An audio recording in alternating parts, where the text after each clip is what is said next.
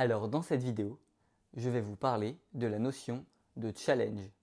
Est-ce que c'est utile de mettre en place des petits défis avec vos enfants?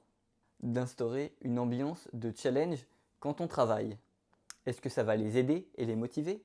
Ou au contraire, est-ce que ça va les paralyser? Eh bien la réponse est toute simple. Cela dépend des enfants. Et ça va être à vous de déterminer si c'est une bonne idée ou non.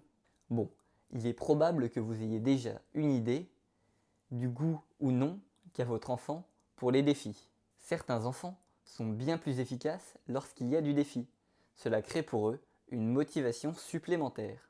Alors que d'autres se retrouvent au contraire comme paralysés par la pression, même si elle n'est pas très importante. Si votre enfant est dans le second cas, alors évitez à tout prix de le mettre dans une situation de stress. Il faudra donc que vous mettiez en place une ambiance sereine et détendue qui sera bien plus propice à sa concentration.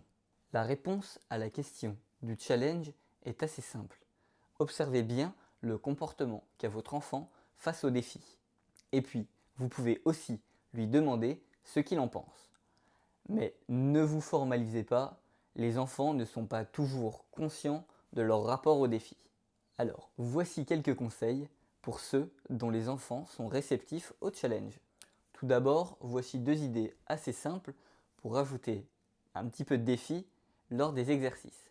Une première idée est d'ajouter du temps.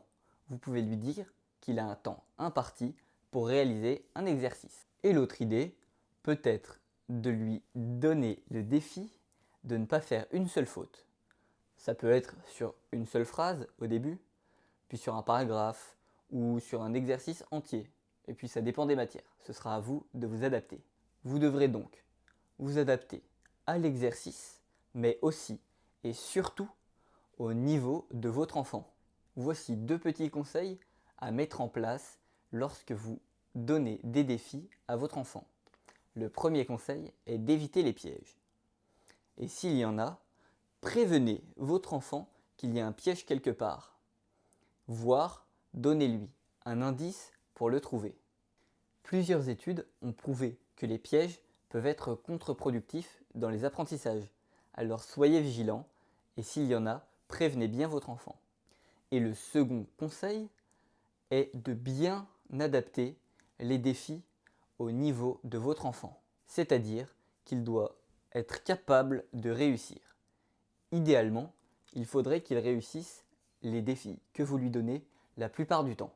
Pas tout le temps, évidemment, sinon il n'y aurait plus d'enjeu, mais on peut dire 4 fois sur 5, voire un peu plus, ça dépend. Et voilà, cette courte vidéo sur le challenge est finie. En tout cas, n'oubliez pas d'être attentif à votre enfant pour ne pas lui rajouter du stress supplémentaire s'il ne le supporte pas. Les défis, c'est bien, mais pour ceux qui aiment.